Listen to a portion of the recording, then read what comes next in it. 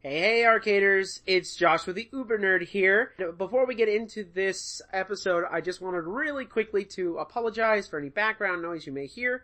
We actually recorded this podcast out there in the world again because what we're going to be doing in this episode is we're going to be talking about the Black Panther, and we wanted to make sure that we recorded it right after we watched it. So we are going to be reviewing that movie and just apologize for any background noise you may hear. We're also going to be talking about trailers this month. We're going to be talking about Solo, a Star Wars Story, the Kingdom Hearts 3 trailer, and we're also going to be talking about the trailer for Voltron Season 5. On top of that, we're also going to be talking RWBY Chibi Season 3. So, if you're ready, strap in and get ready to go beyond the start button!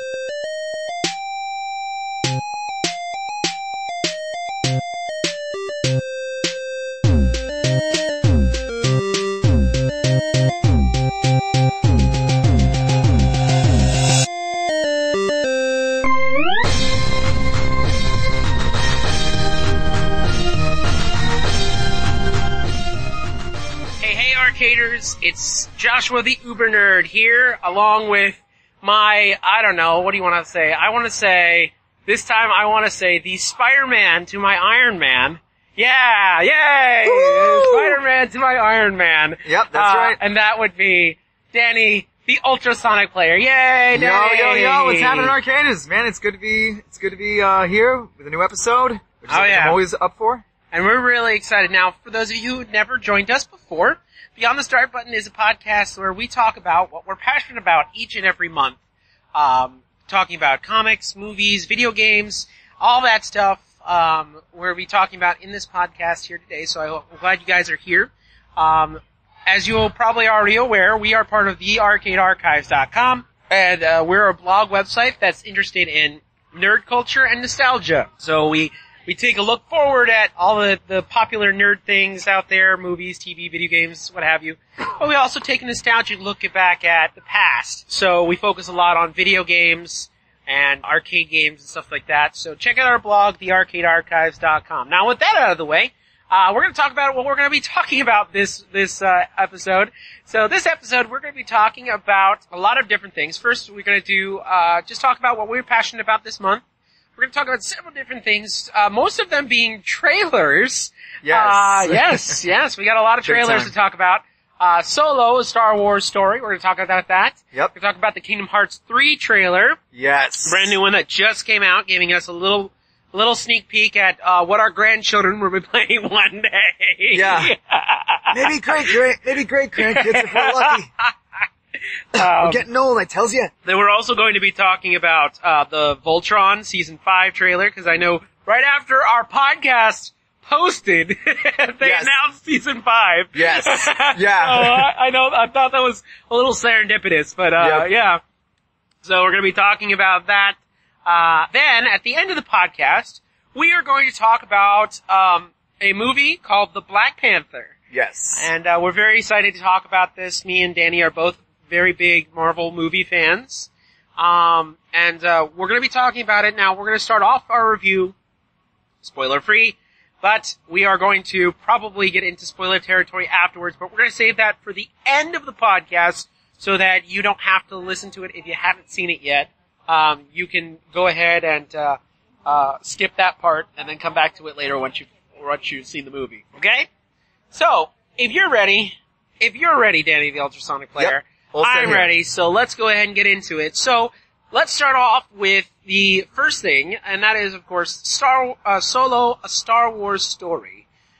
This trailer dropped, actually it was a teaser trailer for the teaser trailer. Yes. It's teaser trailerception. Big time. We had a teaser trailer drop, during the Super Bowl, and then the next day, on Good Morning America, we had the actual trailer drop. Now, to be honest, with myself and with you listeners out there, was kind of iffy about the Star Wars movie. Now, yeah, me too. Because of what happened with Last Jedi, which, to be honest, I still love the movie. Yeah, me too. I still love Last Jedi. I thought it was a great movie, but this is probably the first movie since probably the prequels that has divided the fandom so bad. Because there are people who who like it, and then there are people who absolutely out loud hate it. Oh yeah. So after that fallout, things were. I think Disney was kind of. They seem to be a little bit. I mean, I don't want to say weary, but I guess they were kind of being a little bit more cautiously optimistic, I think is the word, towards the Solo film. Yeah. I mean, but then again, there was also that whole director shakeup, which, again, really kind of surprised a lot of people. But then, of course, Ron Howard, who also is who's pretty much in the same inner circle, I guess you could say, as George Lucas and everything else. Heck, he practically, learned under him. He came in and basically kind of, I guess, did reshoots of the film, or so the story redirected the film, if you will. Yeah. So I know that they had some shoots already done. I don't think they had everything done, but yeah. To be honest, I don't really have a whole bunch of information about it because after The Last Jedi, I was really scared about Solo because of hearing about all this trouble that the movie had and all this, and I'm like, here's another movie that, because of Last Jedi is probably going to get a lot of flack. It's going to be under a microscope. People are going to very much go into it, maybe just hating it. This is the problem with releasing a movie every single year. You do this to people, I mean, look at what happened to the Assassin's Creed franchise, Yeah.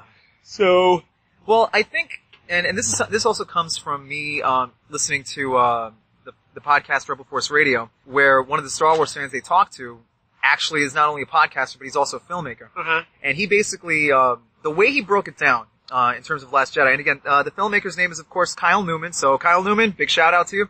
But he basically made it, he was able to break it down for you in a way to where it's like, the biggest, maybe perhaps the kryptonite, if you will, of the sequel trilogy is the fact that unlike the previous trilogies, there wasn't a clear specific vision for where these sequel movies would go, and that if anything, they would kind of almost, it seemed to come across as almost as if though they were winging it. Because while The Force Awakens was a great introduction, The Last Jedi seemed to almost kind of take a little bit of a, I guess you could say, I mean, I don't know if you can call it a break the fourth wall thing, but it was almost as if there were moments where they were kind of poking fun at some of the things that were utilized, that were done in Force Awakens, like for example, General Hux and his very big speech that he did. Right. And then of course, Poe comes in and just kind of, in one of the first scenes. Puts him in his place. Poe pretty much puts him in his place, which again, I don't mind, but, cause again, I would do that too if I was him. I don't know. I kind of disagree. I feel that... What do you think there may have been? I feel that this is already a plan because the way that the books and the comics and the cartoon shows and everything connects, yeah. I really believe that Lucasfilm, their story group, has a plan. Okay. And they have a certain goal they want to hit. Yeah. Now, I don't want to judge this sequel trilogy until the last film. Yeah, exactly. Once the last film comes out and we find out everything we need to know about it, then I'll judge it. Yeah. Until then, I'm not judging it because I want to see exactly what Lucasfilm has in store for us. Okay. So we'll leave that, but let's go back to Solo now. Yeah, definitely. we went on a little tangent. So yeah. Well, let's go back to Solo. So I've seen the trailer at least 6 times on my phone, and then when we went to go see Black Panther today, yeah, I got to see it on the big screen for the first time. Yeah, and me too. Man, it's so cool on the big screen. It really is. It really is. It really is just phenomenal on the big screen. Guys, I am excited about this movie. I didn't think I would be. But yeah, I am me neither. super excited about this movie. I want to see it.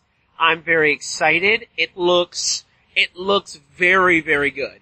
I'm hoping, crossing my fingers, that it is. Yeah, and the reason why I brought up that whole thing about the sequel trilogy and whether or not there was a clear vision, the reason why I'm saying this is because what I meant by that was, like, in terms of the vibe over what they were going for with this Han Solo film. Right. Because, I was under the impression that it was just going to be sort of like a space western type thing, which fits the vibe of the character considering his background right. and where he came from and things like that. And then when I heard things like how, the reason why the directors were replaced was because they were going for like more of a comedic vibe. Right. Instead of which really doesn't jive with who Han Solo is, because while he does have a sense of humor, it's a very sarcastic sense of humor.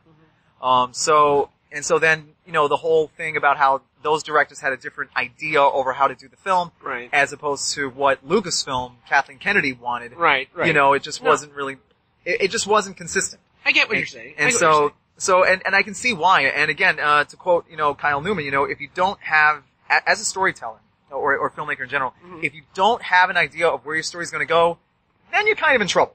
So it's very important that, based on the trailer, I believe, and I'm hoping, like you, I do hope that they actually have a clear idea over what this film's gonna be about, and that audiences are gonna enjoy it. Yeah, it does have a strike against it because of the divisiveness of Last Jedi, which again, I personally never had a problem with. I have some critiques, but as a whole, the film was amazing. It was fine, yeah. So hopefully, this film is an excellent and fun film. Right, and to go off, I still feel like it's going to be a Western. It's going to be a Western style. In fact, I was listening to, one of my favorite podcasts, Skywalking Through Neverland, and they were talking about how, the Entertainment Weekly magazine was talking about how that they described this movie as kind of a Western meets a noir film. Yeah. And I really feel that fits Han Solo perfectly. Oh yeah. Yeah, it really does. And you can even see it in the teaser posters for Solo, as they made it it's a very spaghetti Western, it's a very good, bad, and the ugly poster. Yeah, exactly, yeah. It's not your typical Star Wars teaser posters. It's really is a different vibe to it, and I'm digging it. I'm excited. I'm actually a big fan of Westerns. I really love Western films. Yeah. And I feel that Star Wars could pull off that Western vibe. I think, shows like Firefly and Cowboy Bebop, did a great job of merging Western with sci-fi, and I feel that, they could probably do the same thing with Lucasfilm. Yeah. They can probably merge the two, and I think it'd be great. It'll be a great marriage. And adding a little film noir is also kind of interesting, and I feel that's going to be an intriguing kind of mix. Because I don't think we've actually seen that kind of style incorporated into Star Wars. Space Western definitely, especially, when you're in the desert planets like Tatooine and so forth. Well, not necessarily. If you watch some of the Clone Wars episodes, there's a few noir episodes, especially near the end. There's a little bit of noir, especially, I would say, near the end, and spoilers for those of you who haven't seen Clone Wars, and if you haven't seen Clone Wars, I don't know why you're even listening to the podcast. Yeah. Just kidding. But, the episode where, Ahsoka gets framed. Yeah. I feel that's very noir-esque. So I feel like it could fit Star Wars. Yeah. If they do it right. Yes. If they do it right, it would fit Star Wars perfectly. I really loved that trailer. I think it set up everything very perfectly. I think it didn't give too much away. I'm still kind of wondering what's happening. Why is this going on? Yeah. Why does the Falcon look brand spanking new? Yeah. And okay, let's talk about the cast real quick. Yeah. Alright, let's move on to the cast. Yeah. Okay? Perfect. Especially Donald Glover as Lando. Oh yeah, hands down, yeah. Nailed it. Yeah. He didn't say a word, and he nailed it. Yeah, that's how you know you have good casting, when you have your actor pretty much not even saying anything, but just by the vibe, the whole thing right there, just in just a few seconds, maybe even less than a second. Right. That tells you everything you need to know, and it's like, okay, perfect casting right there. I don't remember the actor's name who's playing Han. To me, I feel he nailed the character of Han Solo. Does he look exactly like Harrison Ford? No, not really completely. But I feel that, at least in the few moments I saw in the trailer, I feel he nailed it, especially at the very end, where he does that maneuver and then he goes, "We're all fine." I thought we were in trouble back there, but we're all fine. Yeah. I feel that, that solidified my, okay, this guy's got it. You know? I don't know. For me, I'm still kind of, on the fence about that. Because, I don't know, maybe it's because, I don't know, granted, for this kind of role, again, on the one hand, I don't really envy the actor all that much, because that is a very, very tough thing, because you're stepping into the shoes, of a character portrayed by somebody who pretty much even though again, Harrison has gone on to do many, many things. Right. But again, when people think of his most significant roles, Han Solo definitely comes up. Right. And so, to be able to play a younger version of him, you really have to cast very carefully and very precise, because if you don't do it right, oh man, the audience will hammer you, and especially the Star Wars fan base. My gosh. Right.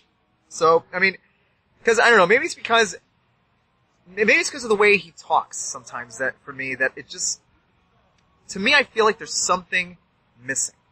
And I don't know exactly what. I think it's because you're so used to seeing Harrison Ford as Han Solo. Yeah. I feel that once we see the movie and see him in the character, I feel that will fix it. Yeah, but you're just so used to seeing, it's like you're so used to hearing a specific person voice a character. Yes. And then somebody else voices that character. Yes. And then it's like, oh, okay. It's that odd feeling. I kind of get that when I was really into Doctor Who for a while. Yeah.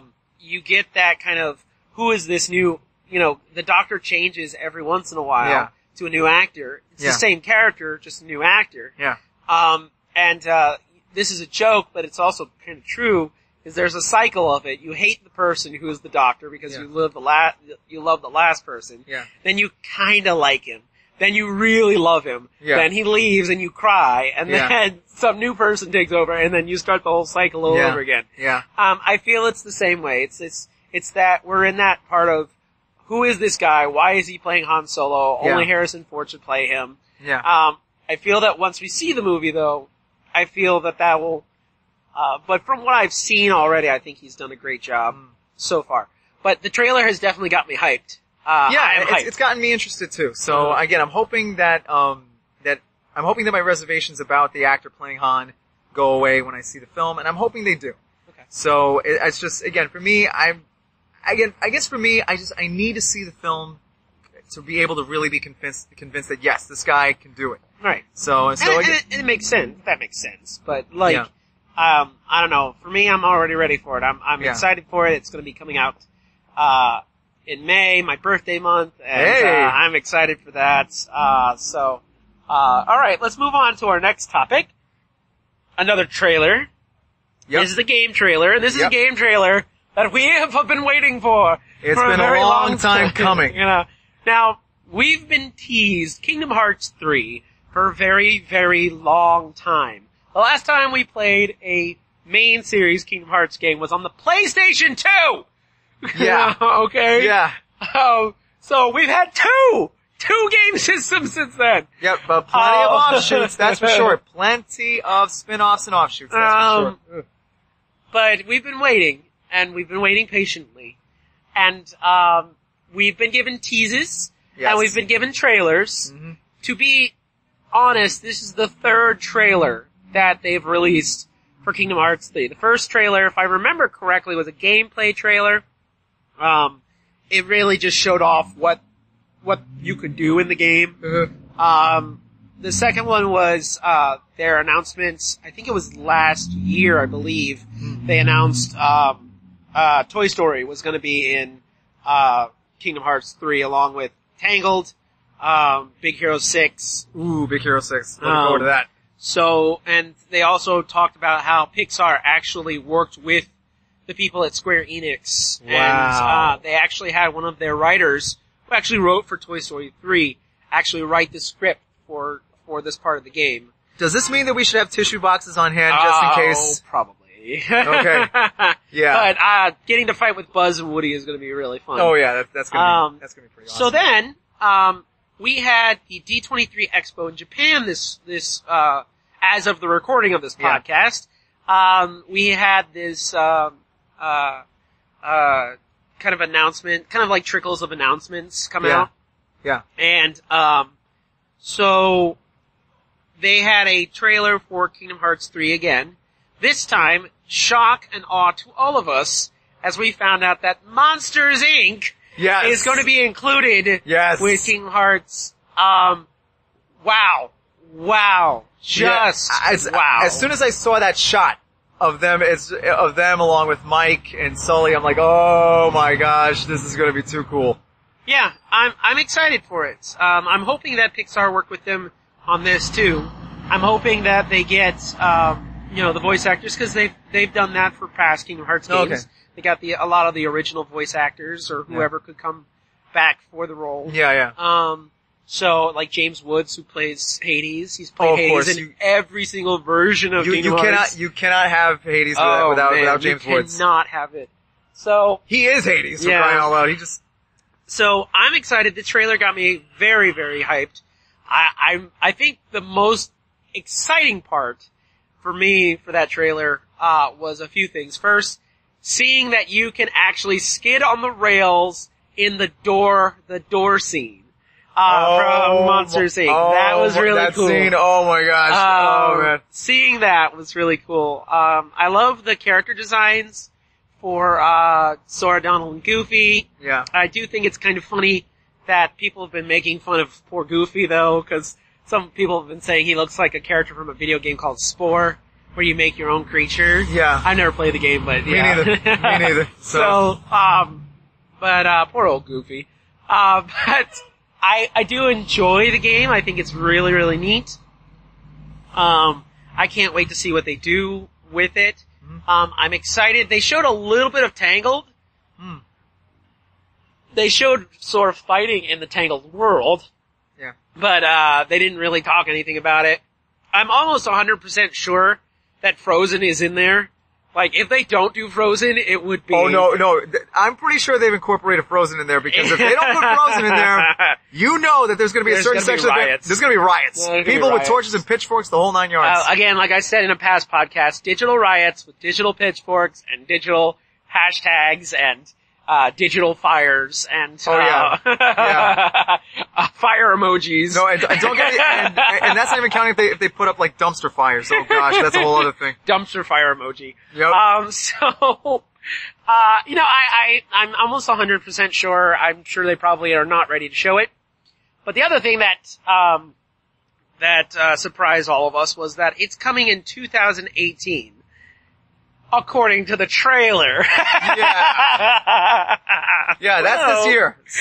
So, whether that's actually going to happen or not, we don't know. But, Squeenix has basically, if there was an original schedule for them to put Kingdom Hearts 3 earlier on, then they obviously, pulled back on that. So, I personally would not be the least bit surprised if they do end up pulling it. Of course, we don't know. But, let's have a little offshoot discussion real quick, okay? Since we got some time. Yeah. Okay? What do you feel about games being pushed back? Are you angered by that? Are you frustrated by it? I know there's a lot of people that get angry with video game companies when they push back a game. Yeah. Like, specifically like Nintendo, Square Enix. Personally, the way I see it, I don't care. Yeah, me neither. As long as the game that comes out is good. Yes. And, is not what happened with Mighty Number 9. Oh, Mighty Number 9. Well, I think, and the thing is, I think Shigeru Miyamoto said it best when he said, a delayed game is eventually good, a bad game is just bad forever. Right. And that is very true. Right. So, personally, I would rather accept a delayed game that's fully polished, debugged, everything, all the kinks worked out. Mm-hmm. I would rather have that than a game that basically just comes out and is done as a quick cash-in. Because you only need to look back at video game history, and I'm talking way back during the Atari era, just before a certain crash happened, as prime examples of what not to do. Right. Specifically the 2600 version of Pac-Man. Let's also remember about things that happened to Sonic 06. Because that was horrid, let me tell you. The less said about that, the better. Right. I know one of the examples I can think of is Freedom Planet 2. Freedom Planet 2 was supposed to come out sometime last year, but they announced later that it's been delayed and probably will be delayed for probably till next year. And to be honest, yes, I would love to play Freedom Planet. I love the first game. For those of you who've never played it, it's basically a Sonic the Hedgehog game with no Sonic the Hedgehog. Yeah, but the character designs and level designs, gameplay plays a lot like that. It's all original stuff, original story, original characters, but it plays very much like Sonic the Hedgehog. I really, really liked that game. When they announced Freedom Planet 2, I was super excited because I know that they were working on doing some improvements to the game and adding some new playable characters to the game. And, this time around, it's not kickstarted like the original. They're actually publishing it. I'm excited for it, but when they announced that it was going to be delayed, people got angry and took to Twitter and started, being angry at the company. And I'm like, guys, calm down, Yeah. If it's delayed, that's fine, as long as the final product is good and not buggy, or I'm okay with waiting a little bit longer for it to simmer. Yeah. We've had delays with everything. We've had delays with Breath of the Wild, and we had delays with Twilight Princess, and we've had delays with everything. And look at those games. Those games came out, and they were near perfect games. Yes. Were they absolutely 100% perfect? No. Then again, no game is. Yeah. But they were polished enough to where audiences could enjoy it. And again, and with all due respect, and the thing is, I know there's a lot, not every single gamer out there is like this, but there's definitely some gamers that are just a little bit too impatient. And while their frustration is understandable, but you gotta understand some things you just can't rush. Right. And we're in an age now where everything comes to us very quickly and everything has to be done, quickly. Everything needs to be, we need it yesterday. Yeah, we needed it yesterday. I feel that we just need to calm down, take a deep breath, and wait. That's why I feel, and going back to Star Wars for a second, that's why I feel like Lucasfilm should take a moment and take a breath and relax and give us at least a year or two without a Star Wars movie. Continue releasing your books. Continue releasing your comics. Bring us a brand new Star Wars animated series. Which I'm hoping we get. Yeah, we don't need another Star Wars movie every single year, because I feel like that'll happen. Eventually, something's gonna happen. So, yeah, again, I don't see a burnout happening, but some people may get fatigued. Well, I don't see a burnout happening with the movies. I see a burnout happening with people. People getting burnt out about things. So, it makes it less special if it comes out every year. Now, I also honestly believe that this is the new way of movies. You don't just make a single movie nowadays. You make a franchise. Because I feel that movies, the way they are now, are trying to become the new Harry Potter? TV. Or TV. TV. The new shows. They're trying to be TV shows, yeah. So obviously you wait longer, but that's basically what they're becoming, because people aren't necessarily watching movies hardly anymore, because a lot of people just wait till it comes out on Netflix because it's cheaper. Yeah, exactly. So you've got stuff like, these movie series that you want to see on the big screen. Yeah. And then you have, stuff like Fathom events where it's a live event or something that you can't see on your phone. Or something that may not usually release to the public, but they're going to release it through Fathom events so that they can make some money. Like, for example, the Fathom events is doing Studio Ghibli Fest again this year. Last year they did it. It was a big success. So every month they bring out a new Studio Ghibli movie every month. I think that's a pretty cool idea. Riff Tracks does a live performance on the big screen. Yeah. They've released a whole bunch of anime movies through Fathom events. They're re-releasing the Yu-Gi-Oh movie, for crying out loud. Yeah. Yeah, what they need to do with that is also kind of like redub the original Yu-Gi-Oh series. Well, we'll see. But anyways, I feel this is the way that movies are going now. I don't know, because that kind of approach might backfire. Because the thing is, and again, you can't. I really don't think that trying to turn a movie into something like a franchise or something like a TV thing is kind of a really counterproductive way of doing things. Because if people want that, they'll watch a TV show. Right. People will go to the movie specifically for to watch a specific story done in a specific format. But people binge watch stuff now. Oh yeah. And if you have down. a franchise with several movies, for example, Star Wars. Yes. You have how many movies now?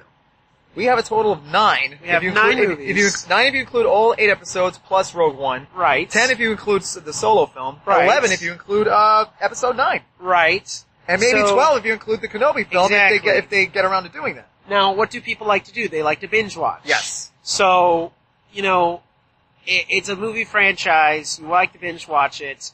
I feel that's another reason why we have these movie franchises. Yeah. But let's get away from that for now, because we're off of Kingdom Hearts now. Yeah. So let's talk about our next trailer. Yes. Now, this is really funny. I think it's quite ironic. So last month we did a podcast called RWBY versus Voltron. Yes. Where we kind of swapped our fandom shows that we love. So if you want to go back to,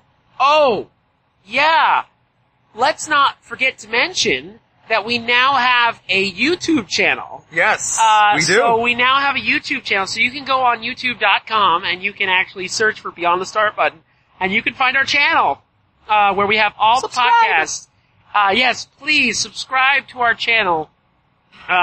You can get all the updates. I'll be putting up the podcasts as we finish them. So once the podcast is finished, we will send it on to YouTube so that you'll be able to listen to it. So not only can you get us on iTunes, you can get us on Google Play and other podcatchers. You can also get us on YouTube too. So make sure you subscribe to our channel so you can see all the latest ones. We also, as a special treat, I also went back and found a lot of our old podcasts and videos that we did for the Arcade Archives site. So you can actually go on there. I made a playlist. You can actually watch some of our old videos, some of our old podcasts. You can listen to them and kind of see where we've come from now. So if you want to go back and watch RWBY versus Voltron, our last episode, you can definitely go back and see it. But back to my point, which by the way, subscribe. Back to my point. So after we released, when we recorded the last episode, Danny said that he was really excited to see the 5th season of Voltron. Any announcement about that. And then lo and behold, the day we release our podcast is the day that they release the announcement that they are bringing out a Voltron season 5, and I believe they also had a trailer, right? Yes, they did. Okay, now I did not see the trailer because I don't want anything spoiled for me yet. Yes. So without spoiling anything, what do you think? I like it. Okay. It's definitely going to take our heroes into new twists and turns, and a sort of uneasy alliance with a certain foe that already they're not really trusting at all. But again, you don't really know what's going to happen, but you really get a sense that this quote unquote ally may pull a fast one on them. In what way we don't know, but it's definitely going to get even more interesting. Awesome. So yeah, and clearly our heroes aren't out of the woods yet. Zarkon hasn't been defeated at all. In fact, if anything, they're just, it's about, the stakes are just gonna get higher. Alright. Well, I'm glad that you liked it. I know that you were waiting for that.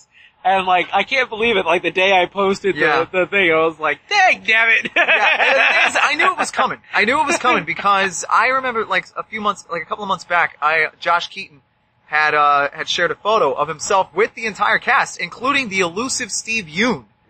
Because it's funny, because usually sometimes, because he's off doing other projects, he's not always able to be there with the cast for the most part. Right. But this time it was pretty much the whole gang. Himself, there was Josh Keaton, Steve Yeun, Jeremy Shada, Bex Taylor Clowes, Kimberly Brooks, everybody.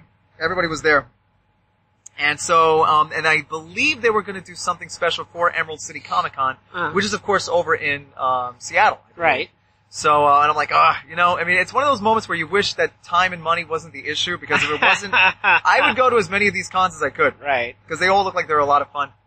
But, so you're ready for it? You're excited about it? I'm excited about it. Okay. I mean, it's coming this March, so I am looking forward to it. Awesome. Well, we can't wait to hear your review of it so far. So. Yep.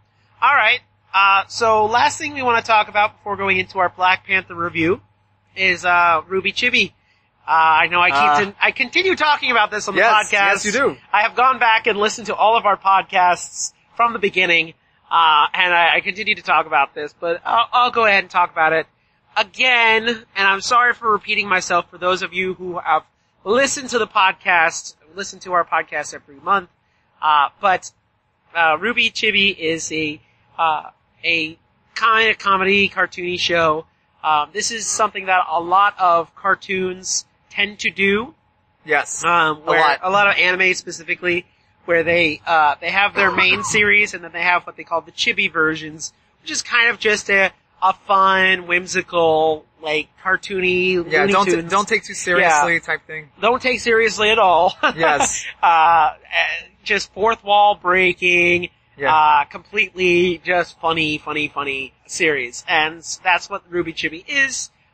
The next season is out. I very much love so far what they've done. I do adore the fact that a lot of the characters have come back and they're kind of doing their own story through the season. I love that they've also introduced a few characters from this regular series back into the new series, especially a few characters we haven't seen in a while.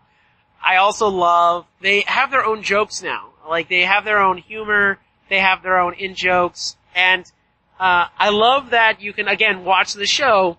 You don't really need to know anything about RWBY to watch it. It helps, but you don't need to know anything, and it's still a great time. Yeah. I really enjoyed it. And you know you have a good cartoon, especially a good comedy cartoon, when I'm still laughing 5 minutes after the video is completed. That's a sign of a very good show. It really is. I can't wait for more of it. And excited to see what they do with it. Anything else you want to add there, Mr. Danny, before we move on? Nope. Nothing. I think we pretty much covered that part. Okay. So, we're going to get into our Black Panther review. So, for this part of the Black Panther review, we are going to do spoiler-free. Then we're going to do a spoiler-full review afterwards. But we'll give you plenty of warnings, so if you haven't seen the movie yet, it won't get spoiled for you. So, let's dive into Black Panther.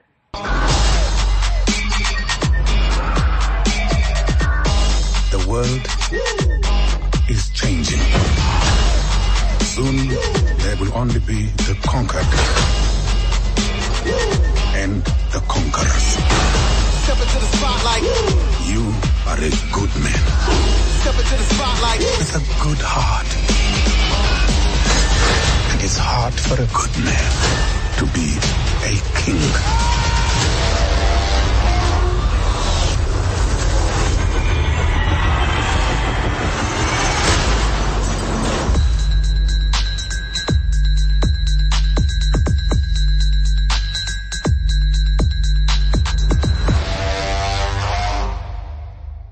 Excellent. So, let's start off with what our knowledge of the Black Panther from the comic book is. I'm going to share my knowledge with you, okay? Okay. He wears a Black Panther suit. Yes. That is it. Alright, well. He lives in a country called Wakanda. That's it. That's all. That was my entire knowledge of this character. Okay. Right there. Boom. Done. Yep. Alright, go. Alright, okay. So for me, my knowledge of Black Panther is that he is one of the smartest guys in the Marvel Universe. He is the king of his own country, Wakanda, which just so happens to house a very specific type of material called vibranium. And I also know that for a time, he and Ororo Monroe, aka Storm from the X-Men, actually got married for a time. And that is the farthest extent of my knowledge of the character. Well, I have to admit, going into this, I felt the same that I did when I saw Guardians of the Galaxy for the first time. I didn't know what to expect, to be honest. I didn't know anything about this character. I didn't even know if I would like it. Now, we were introduced to T'Challa. Yep. In Civil War, which I think was a great idea to introduce him there. Yes. Because it gets you excited for the character. It sets up for this movie. So if you haven't seen Civil War in a while, I would go back Yes. And I would see this real quick. It sets up, in fact, I would probably even go back to, like, Avengers Age of Ultron. Yes. Go that far back. Because, there's a lot of little nods and connections to those movies. I didn't know much about it going in. Now, let's start off with, did we like the movie? Okay? Did you like Black Panther? Yes. Yes, I did very much. It was, again, another one of those things where it's unlike anything that I had seen before. And it really offers us another side to the Marvel Cinematic Universe that we had really not seen before. And to the diehards, you finally get a chance to see this, fictional kingdom come to life in a really grand way. And not in the way one normally would expect. Right. And it's just, but again, as it is with the best MCU films, it takes you in. It takes you in, and you can't help but be like, oh my gosh, this is like, it's like there's no words. There's no words to describe it because it's that amazing of a film. And that amazing of a world. Right. And you also get a chance to see a superhero who is not just a superhero, but he also has the responsibility of running his own country, which is not the easiest thing in the world to do. I would not want that job. No. So, yeah, I agree with that review. I really did enjoy it. Again, I wasn't expecting anything. I didn't even, except for the trailer that they dropped last year, I really didn't see anything else about Black Panther until I saw this movie. So I came at it really fresh. I really did enjoy it very, very much. Yeah. I really liked T'Challa. I think he was my favorite character. He has a really good story arc in this movie. He really does. He's a very intelligent person. Yeah. Especially diplomatic wise. Oh yeah. Yeah, big time. He knows, he definitely has learned well from his father. Yeah. So I did enjoy it. I will say, if I could give it a critique, if I could say anything, just a critique, is that I feel like the first, maybe act of the movie, maybe not the whole act, but a good chunk of the first act of the movie was very, very slow. And I get it, I get why. Because it kind of had to set everything up for you. Yeah. But I feel like it could have sped it up just a bit more. Also, there were a few characters in the movie that I feel like they could have taken a little bit more time to let us understand why this character is important to T'Challa. Because there are a few characters in there that I'm sitting there going, okay, so why is he important to him again? Yeah. So, few of them you kind of get it, but yeah, those were probably my only two gripes about the movie. I really feel like they could have probably introduced these characters in Civil War, to get us a little bit more of who these people are. Yeah. But at the same time, this is very small gripe about the movie, because the end of the movie wraps it up nicely. Yeah. So where it actually goes back to those first act and kind of shows you, okay, here's this and that and the other. Yeah, yeah. Now again, I do admit that some of the characters though probably needed a little bit more explaining why they're connected or, why they're important to T'Challa, but other than that, I feel that the movie was very solid, very good, amazing entry into the Marvel movie franchise. So, if you could nitpick anything, what would you say? I guess, if anything, the only real, that's the difficult thing, because I'm trying to find some actual constructive criticism, and I can't really find anything. Okay.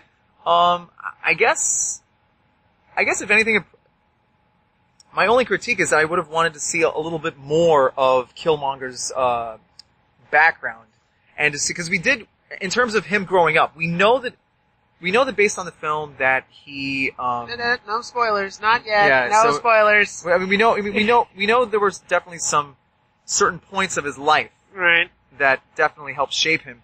But I think really the only critique that I have of it is that I would have wanted to see a little bit more of that. You know, just, I mean, clearly by the time we get to like the climax of the film, we pretty much know why he is the way he is. Okay. So, but I just just wanted to see more. Okay. Alright. I think that's fair. Like, I did enjoy the movie. In fact, it's definitely in my probably my top 5 favorite Marvel movies. Yeah. It had sort of a James Bond vibe. And, yeah, it did. And it had sort of a, epic kind of, you know, almost William Shakespeare vibe to it. It really did. Some of the vernacular. Definitely. Right. So there's a lot of great vibes in this movie, and I think it distracts it from its shortcomings. Yeah. Because no movie is perfect. Oh, no, So, not at all. So I did enjoy it. I do. I'd like to see it, how it connects more to what we're about to go into, which is Infinity War. Oh, yeah. I was kind of hoping some other things, and we'll talk more about that in our spoiler part. But I did enjoy the movie. It's really great. I would say watch it. Watch this movie in theaters. It is not worth it's not just worth it to see it. Yeah. At home, you need to see this in theaters. Yes. Because there's a lot of great stuff and great action. All the actors did a great job. Yeah. In the movie. I'm trying to remember his name. Which one? From Sherlock and from The Hobbit. Andy Serkis? Not Andy Serkis, but he is in the movie. The agent from Civil War. Well, the character's name was Ross. Makes you wonder Right. if he's connected to, if he's related to General Ross in any way. I don't know about that, but I really liked his character. Yeah, I know what even you're though he was talking about, kind yeah. of a side character. But I did like his character. I like that they brought him back. I like that they gave him things to do. Yeah. So yeah. Okay. So, with that in mind, we're going to go ahead and stop the podcast right here. Actually not stop. We're going to pause it. We're going to pause the podcast right here. And we're going to start into spoiler territory. So if you do not want this movie spoiled for you, you better stop listening here in just a few seconds because we're going to go all over this movie. Yes. And talk about our favorite scenes and whatnot. So you have a chance to actually go and see the movie and then come back a little bit later on, okay? Now, if you are leaving us right now, we want to say thank you for listening. If you want to get a hold of us, don't forget thearcadearchives.com. That is where our website, Arcade A Network on Twitter, and the Arcade Archives Network on Instagram. You can find us there. You can now find our channel on YouTube. So please don't forget to subscribe to our channel. Don't forget to like and share, because we really need to get the word out to everyone out there, and we need to really get people listening here. So, because we want to interact with you. We don't want to just be us two talking to each other. We want to interact with you guys who are listening. So please make sure you do that. Share with your friends, your family members, and let us know that you're listening, okay? So with that, thank you guys so much for joining us. And here we go. Now, the epic spoiler warning from our friend Strongbad. So Strongbad, take it away. Alright. So, we are now in spoiler territory. There are no walls around us. We are free to talk about what we want. Yes. Yep. The chains are broken. The chains are broken free. Alright. So what was your favorite scene in Black Panther? Oh my gosh, so many. But I guess really my favorite scene is the one where T'Challa is talking to his dad. Okay. Specifically actually there's two moments. One in the beginning when he's, when they're preparing their ceremony and he gets to see him again for the first time since the events of Civil War. Mm-hmm. And then again, this would be a very close second, is the one where he is basically talking to him again. Mm. And this time, not so, in not so friendly terms. Right. But really the moments that he had with his dad were really emotional. And, yes. I'm not gonna lie, when I saw him talking with his dad again after the post-Civil War, I got emotional. Yeah. I'm not kidding. I mean, that's really cool. It's a very Lion King-esque. Oh yeah, I hate to make that description. Yeah. But it's very Lion King-esque, but I feel like it's a little more because he gets to actually talk with him and speak with him, and he gets advice that he needs, and I think that's really cool. Yeah. As well. No, I agree. I think my favorite scene is kind of a lot of the action scenes are really, really cool. Yeah. The fight in South Korea. Yes. Was really kind of neat. Oh yeah, it really was. I love that it's a very James Bond-esque. Yes. That's when it really got turned into into the James Bond right. thing. I feel it's a very James Bond-esque setup and a very James Bond-esque, a very James Bond-esque action scene, just with high-tech cars and all kinds of stuff like that. Holograms and the Black Panther suit and where it assembles just by touching like just a chain. And again, I'm not gonna lie, when I first saw that in the trailer months back, I immediately got vibes to that short-lived Spider-Man cartoon, Spider-Man Unlimited. Not the app that you have on your phones, but the other one, where basically in that cartoon, basically Peter had to travel to another planet Earth. Right. But he had a wristwatch that contained his suit. And all he has to do is press it, and then, like, nanobots appear and form his costume. So as soon as I saw, T'Challa form his costume, I'm like, oh my gosh, that's too cool. His suit actually reminded me of, there's an Iron Man series of comics that I read called Extremis. Yes. It reminded me of the Extremis. So yeah, very, very cool. I really love the action scenes. They were done very well. I think, the setting of the world, the setting up of the world, Wakanda itself looks gorgeous. It looked like somewhere you really wanted to be. Yeah. And just kind of just look around and just kind of just take everything all in. Yeah. It was really kind of neat, and I really did enjoy that. I think another one of my favorite scenes is, I'm trying to think, probably when he's talking to his sister. I thought that was kind of interesting. Oh, yeah. That kind of, for a character that just kind of jumped in, who kind of just jumped into, the movie. Yeah. I thought that she's just a little sister character, but she's so smart. Oh yeah. And she's almost, I would say her intelligence level is on par with Tony Stark. She is very, very smart. She knows how to fix it. You can tell that she probably went abroad and maybe studied other places. Yeah, and I would not be the least bit surprised if during Infinity War we see her interact with Tony Stark. But then again, considering what's going to happen, we're going to have all the heroes are going to have to be interacting with each other. Right. So I did like that. I know a lot of people have been comparing this to the Wonder Woman movie, and I can see where a lot of comparisons could be made. Yeah. Do you want to go first? Cause I think I know. Go ahead. Yeah, cause for me, I can definitely see the comparisons specifically with the Wakanda Warriors. Again, I know there's a specific name for them, and I'm blanking right now. Well, they had both male and female warriors. Yeah, but the ladies right there. Yeah, but the ladies themselves, they could easily be compared to the Amazons hands down. Right. And, and the thing is, I mean, if you had those, both the Wakanda ladies, the Wakanda warriors versus the Amazons, that would make for a very interesting spar. I mean, who would really win? But then again, the Amazons have thousands of years of experience. Right. The Wakanda warriors, not so much. But, but in terms of women, okay, I take that back. In terms of women who have been around long.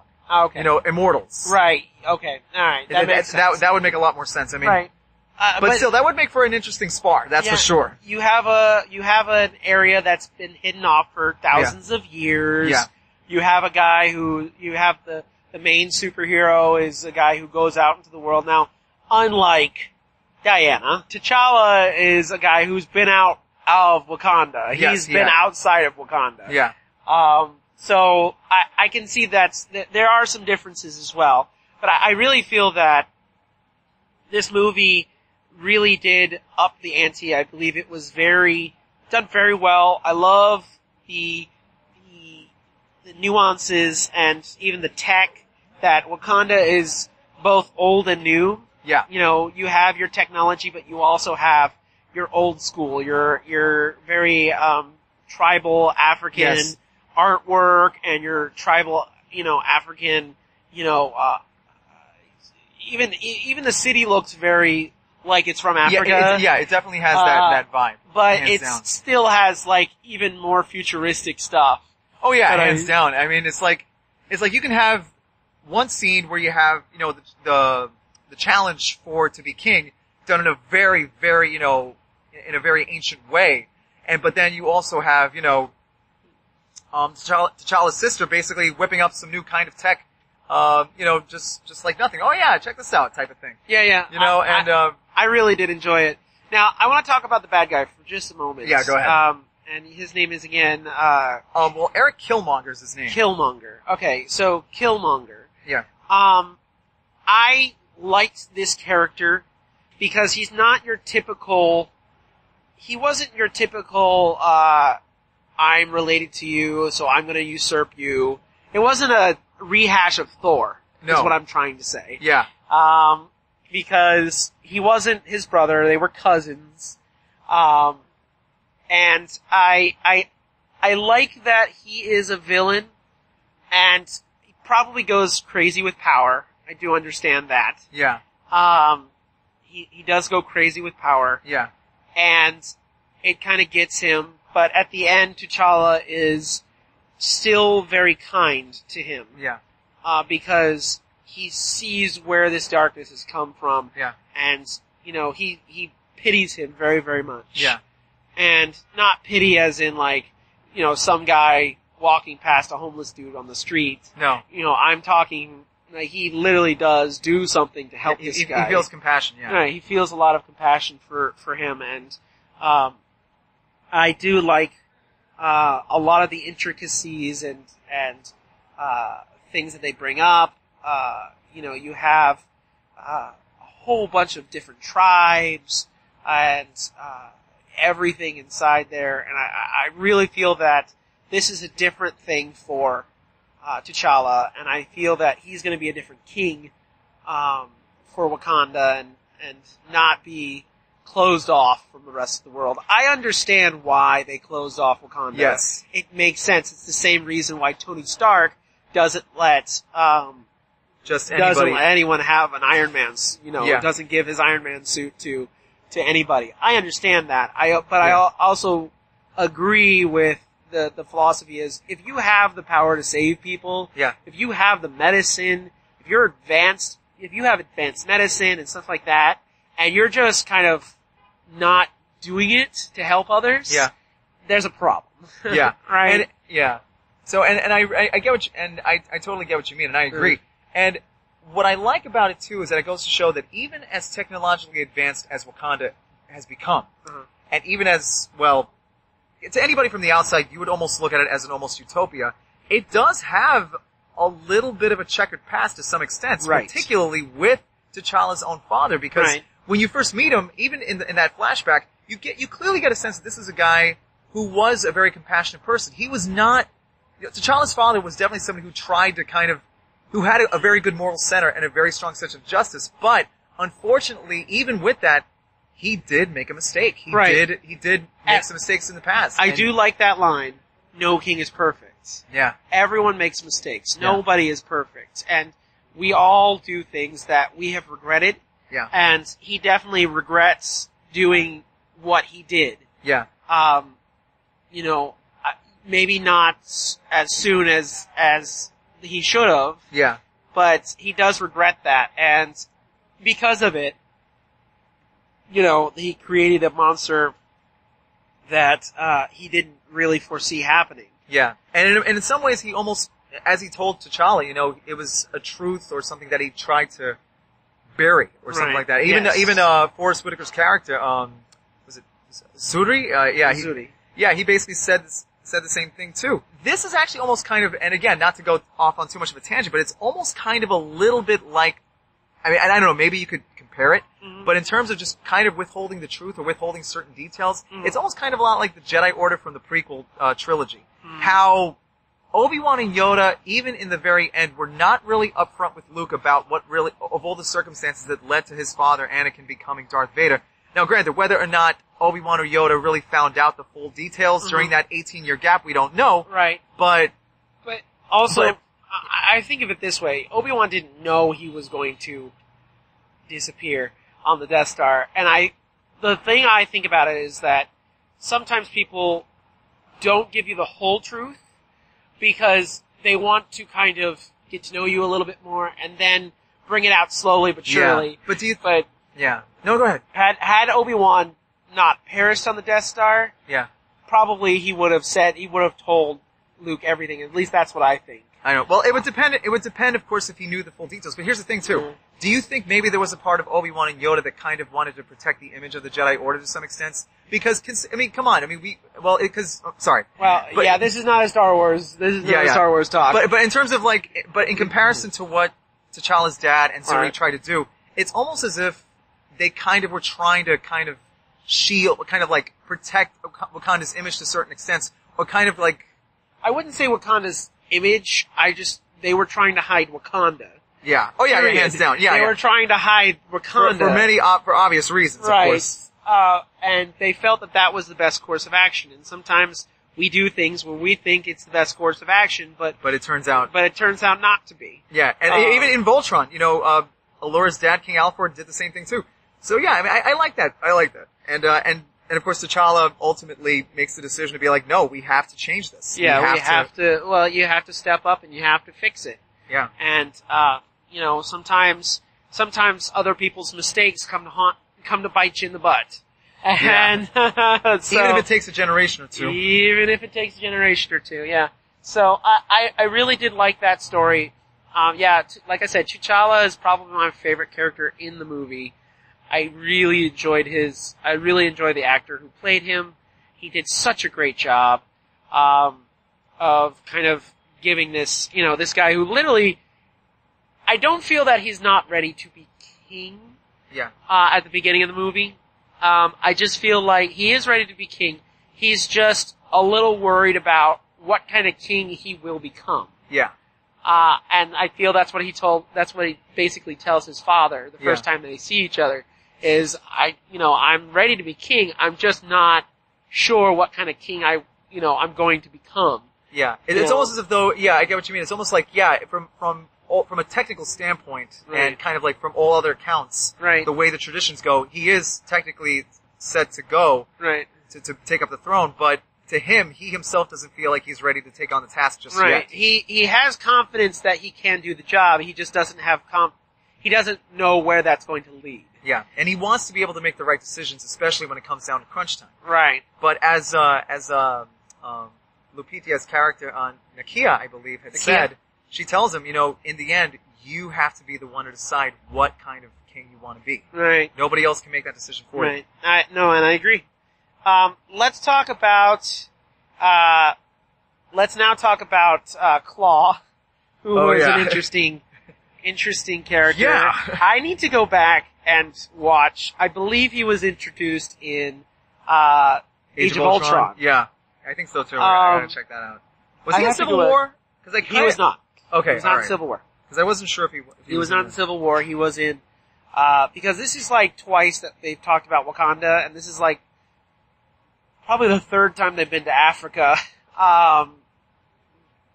Since because the first time they went to Wakanda, and I'm doing quotation marks. Yeah. They went to Wakanda, even though it wasn't actually Wakanda. They went to, I believe, I forget where, in, it wasn't Age of Ultron. What was the one that, had the Hulkbuster suit? He fought the Hulk. It was an Age of Ultron. Was it Sokovia? Was it? No, not Sokovia. No, not yet. Sokovia. Not yet. No, that was Age of Ultron. Yes. Okay, never it wasn't mind. Age of Ultron, and but I that don't was know which also town. in an African. That was also an African city. Okay. So we've been to Africa a couple times now. I think they were pretty much preparing us for Black Panther. I don't even remember where I was going with this. But I've very much excited about it. I love that they connected a few dots. Yeah. To the movies. I love that they brought a few characters from other Marvel movies into this one. Yeah. Again, and I can't remember his name, and I kind of wish I did remember his name. But the guy who played Ross, I thought he was really, really cool. I liked his character in, Civil War. Yeah. I thought his character was really kind of cool. I will have to say, for a guy who's from Britain, he has a really good English accent. Yeah, he really does. He has It's a like good you couldn't American even tell. accent. It really just sounds like him. Yeah. With no British accents. Yeah, exactly. With American accents. Yeah, I mean, that's how you know you have a good actor there. So it's very cool, and we actually get to see him in action this time around. Yeah. Which I actually enjoy a lot. You know, it's funny, in retrospect, I really wasn't sure what to make of him, because part of me, I almost had a feeling that maybe he probably might try to strong arm, maybe not strong arm, but kind of tell them, look, guys, this is really kind of difficult for me to keep this under wraps for you guys, okay? Right. I mean, seriously, you have all this vibranium, and you're not telling anybody about it? Well, I mean, I agree that, you know... But he turned out alright. He's a good guy. He really is a good guy. He really wants to do... He does have a little bit of an ego on him. A little bit. But he is a good guy, and he wants to do the right thing, and he does. And in this one, they give him some stuff to do. I like that. I will have to say, the fight at the end, the CG rhinos, were okay. I could kind of tell that they were CG rhinos. Yeah. Bro. Well, they clearly couldn't use the real rhinos in that film. I get it, but like, at least make them act like real rhinos. Yeah. Well, I guess they seem more like cattle than rhinos, and I was a little bit like, it kind of took me out of the movie for 2 seconds. I was cool to see people riding on rhinos. Yeah. And I understood that was a really cool moment, but like, make the rhinos act like rhinos. I know. You know, I mean, and I'm not talking about the part where the rhino stops and licks the girl. That might have been that might have been an animatronic. Right, that licks the girl, and you really know that this rhino is her pet. I get that, right? But I just like that scene where he's talking to his friend. Yeah. And they get the hologram to go, to a meeting. Yeah. That just didn't look like a rhino to me. He didn't act like a rhino to me, and I'm like, no, that doesn't feel right. So I mean, I guess that's another critique in the movie, but like, yeah. I mean, the tribes were cool. Oh yeah. I liked all the different tribes were represented. They have each really cool things. I thought it was a little odd for the guys with the big plates in their lip. Was a little odd, but that's their tradition, so I'm not knocking it. Yeah. It just, for me, who has never seen that before, I'm just kind of like, oh, that's odd, but okay. I accept it. Yeah. Good movie. Yeah. All around, great movie. If you haven't seen it yet, I highly suggest it. And if you haven't seen it yet, you're listening to this part of the podcast, well, it's your fault, because we warned you. Yes. I am excited for our next 2 Marvel movies. Yes, big time. I'm not counting Deadpool, because it's not connected to, our Marvel universe. Yeah. Not yet. Not yet, anyways. I'm excited for, Ant-Man and Wasp, and I'm really excited for Infinity War. I cannot wait. Yeah, that's gonna be, and it's interesting, and what I like about the close to the end of the movie was that already you saw how it's gonna tie into what's going to happen. Let's talk about this, because we're doing spoilers now, so let's talk about this. So yes. our two end credit sequences, to be honest, the first one, I feel should have been in the movie at the end. It shouldn't have been a secret ending. Yeah. Because I really feel like that really capped off the story for me. Yeah. Is when you see that first secret ending. Yeah. That really capped off his story, and, everyone in the world thinks that they're a third world country, and then, they have to like, oh no, you haven't seen anything. It's like, oh no. You ain't seen nothing yet. Yeah, no. But the second ending. Let's talk about that for a second. Yeah. So I thought at some point in this movie, Captain America was going to show up. Yeah. And help them at some point. I was waiting Really? for it. Oh. I was, like, even just a small thing, even if he just popped up, punched somebody, and left. I was hoping to see Cap, but it didn't. So, when we got to our second secret ending, Yeah. that's when everything went, oh, cool. Because again, I was expecting Steve Rogers. Yes. I was expecting Captain America. But we didn't get that. No. No, we got, the Winter Soldier, aka Bucky. Yeah, I was definitely expecting. I was not, Steve I wasn't, but definitely Bucky for sure. I wasn't expecting Bucky because if you remember, at the end of Civil War, Yeah. they cryogenically froze him. Yeah. So I wasn't expecting Bucky to show up True, at all. true, that's true. I was expecting him to be, referenced, which he was. Yeah.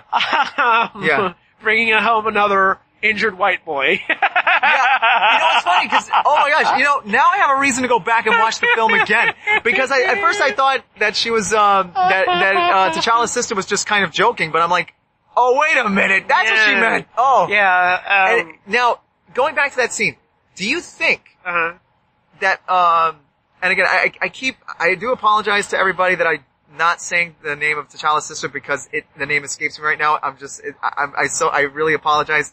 But do you think, considering her intellect, and considering that she's the one who's really been helping create the gadgets and tools that T'Challa uses, do you think she was able to somehow figure out a way to kind of undo the programming that was done to him?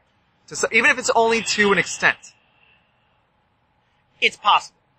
It's possible. I mean, I don't know considering if it's- Wakanda's advanced tech. Right. It's possible. Yeah. I don't know if they're actually going to do it, but Well, they don't it is have to. possible. I mean, they don't have to. I mean, it can just be referenced in some fashion. Right. It is a possibility, but I don't think, I don't know whether that's going to happen or not, but it is a possibility. Now, with that ending, because for those And I of love you, the nickname they gave him. I White love the Wolf. White Wolf. Wolf. Yeah. With that ending, do you think that is a scene from Infinity War? You know what? I wouldn't be surprised if they if they did that.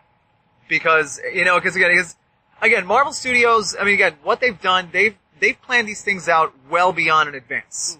Back in 2008, they already had this thing on lock. Kevin Feige already knew what he was gonna do and how to pull it off, and it was just a matter of getting the right cast and crew to execute it. So, I mean, I would not be surprised if that is a direct scene from Infinity War, but they decided to cut it out and put that as a teaser saying, stay tuned. Right. The big one is coming. They've kind of done this before. Oh yeah. When, before Captain, Ant-Man, at the end of Ant-Man, they had a scene from Civil War. So, it's possible that this is a scene from Infinity War. I do not know. Yeah. I do agree that, this movie was done very, very well. If you haven't seen it, highly suggest it. Yeah. So, I can't say it enough. Yeah. And it's funny because, and speaking of like, things from Infinity War, I know that, the actress who plays T'Challa's sister, she actually had done an interview recently. And again, it's kind of done more like as a joke, but it kind of also gets me thinking. You know, how she was talking about, she mentioned Tom Holland, aka our MCU Spidey. And her, I guess they were talking, between takes and so forth, and how possibly maybe down the road, maybe as a result of Infinity War, that they may interact, or that she might that would be cool. Or that cause basically in a nutshell, the interview it kind of hints that maybe she might kind of, interact with Tom Holland's character, and supposedly she might think, you know what? Spidey, don't go anywhere just yet. Give me a couple hours. I might have something in the back for you. Right. Basically, essentially, she might create him supposedly a vibranium spider costume. That would be cool. I mean, let's talk about one thing I actually mentioned real quick, before we end the podcast. I noticed a lot of the tech that they had in Wakanda looks very similar to the tech that you see S.H.I.E.L.D. using. Yes, there's definitely some shades of that. So I wouldn't be surprised, Like, especially like one of the ships. Yeah. Looks almost like a Quinjet. Yes. Like, Yes, it almost does. exactly like a Quinjet. Repulsors and everything. Yeah. So, I wouldn't be surprised if maybe S.H.I.E.L.D. probably, made a deal with Wakanda or somehow got, hold of some Wakandan tech. Yeah.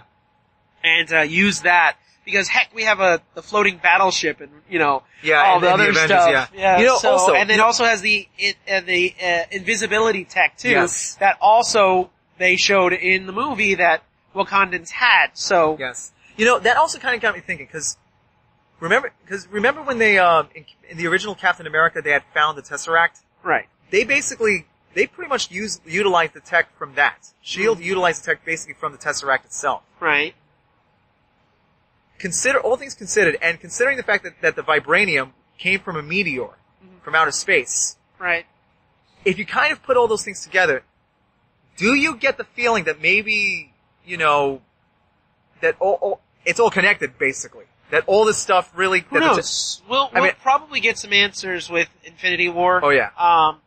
I'm expecting to get some answers. And by the way, I know we do this a lot. We plan out these podcasts and sometimes we don't deliver them, but I'm really thinking that when and if we do the, Infinity War, review podcast, I think we might dedicate the whole podcast to it. Yes. And do like a Marvel 10th anniversary. Oh yeah, talk yeah, and we talk have about to. the movies and so, but, no, I think it fit very well. I think that, definitely in my top 5 favorite Marvel movies thus far. Yeah, I'm definitely putting it in my top 10. So. Sorry, I can't do a top 5. I can do a top 10. So yeah. Awesome. Alright, let's wind this podcast down. So, ladies and gentlemen, thank you so much for listening to our podcast. I hope you enjoyed our, Black Panther review. And, I hope you guys enjoyed the movie as well as we did. If you do want to let us know what you thought about the movie, feel free to get a hold of us, or you can get a hold of us on our website, thearcadearchives.com. Again, it's thearcadearchives.com. That's our main website. That's where you can find all of our podcasts. You can find all of our articles and videos and webcomics that we have on the site. Again, we are a nerd blog that celebrates nerddom and nostalgia. So come on over and see that. If you want to get a hold of us personally, you can find us on our Arcade Archives Instagram at the Arcade Archives Network at the Arcade Archives Network. You can also find us on Twitter at Arcade A Network. Again, that's Arcade A Network. And of course, now you can find us on not only iTunes, Google Play, and your favorite podcatchers, you can also find us now on YouTube. That's right. So if you go to YouTube, search Beyond the Start Button, and you'll actually find our podcasts channel right there. You can listen to all of our past podcasts. We have all 11 episodes. I even made a playlist that you can catch up with us. So you can actually listen to all of our podcasts in order. So in fact, I think that's probably the best way to do it. We also have some of the old stuff, so you can look that up as well as some really cool and fun things. So yeah, check us out on YouTube. Make sure you like and share us. Please like and share. Like, share, and subscribe. Subscribe to our channel. Like our videos. Share them with your friends on social media. Let them know that you're listening to our podcast so that we can get the word out there. Now, if you want to get a hold of us personally, if you want to get a hold of me, Joshua the Ubernerd, or Danny the Ultrasonic Player, you can find us on Twitter and Instagram at Ubernerd527. That's again, UBERNERD 527 on both Twitter and Instagram. And Mr. Danny? Alright, well for me, you can find me on Twitter as, at Ultra SNCPLYR9. I'm sorry if that's a mouthful. And you can also find me on fanfiction.net, where I write some stories. And of course, visit the website at the Arcade Archives. There'll always be some new nuggets of things popping up. So stay tuned. Yeah, so Check us out, guys. Thank you so much for listening. We'll see you next month with our new podcast for next month. And Danny, why don't you take us out? All right. So, thank you so much for listening, and keep playing with power because there are no limits. Bye, everybody. Hey Arcaders, this is Ray Gunn from the Arcade Archives Network. I hope you've enjoyed the podcast that you're listening to. If you're listening on iTunes, please give it 5 stars. A lot of time and patience go into every podcast we do. 5-star ratings help us so we can continue giving you this quality entertainment every month. And don't forget to share us with your friends. If you're listening to us on YouTube, please give us a like and subscribe to our channel. And if you're over on our Facebook page, please like and share. Once again, we do this for you guys and we enjoy doing it every single month, so every little bit helps. So please go online and like us today. Thanks, keep playing like it's 1981, and I'll talk to you guys later. Bye now.